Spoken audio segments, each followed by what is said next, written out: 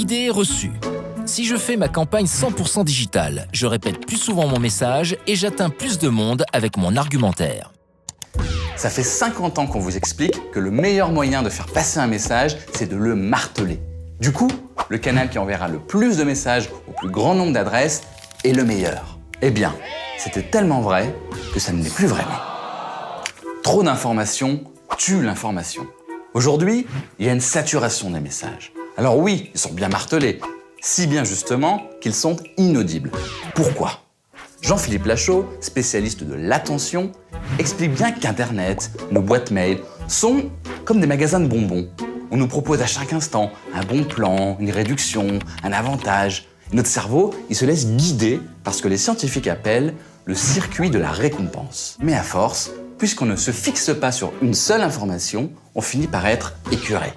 Comme lorsqu'on mange trop de bonbons, on mange toutes ces informations et on est gavé. Non, ce qui va faire la différence, c'est l'attention qui sera accordée à votre message. Selon les neurobiologistes, le cerveau n'est pas capable d'enregistrer les données qui lui arrivent de manière trop diluée. C'est-à-dire qu'on ne sait pas faire plusieurs choses en même temps. Alors, on sait marcher et mâcher un chewing-gum, car c'est automatisé. Mais lire un message, ça nécessite de la concentration. Ce qui se passe le plus souvent avec les supports digitaux, c'est que les messages nous arrivent en même temps que d'autres messages. On regarde la télé en déjeunant, en envoyant des SMS et en discutant avec quelqu'un. Il y a un chevauchement des activités. Ce chevauchement d'activités est quelque chose de récent dans notre société. Pour le sociologue Hartmut Rosa, ça coïncide avec l'arrivée du numérique dans nos vies.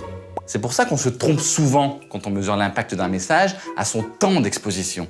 1 minute tout seul à se concentrer en vaut 2 avec de la musique sur les oreilles et 3 si on est au téléphone en même temps.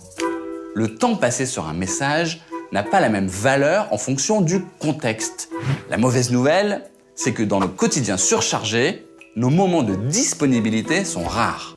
La bonne, c'est que plus de 50% des gens, quand ils vont prendre leur courrier, ne se concentrent que sur cette tâche. Et c'est énorme.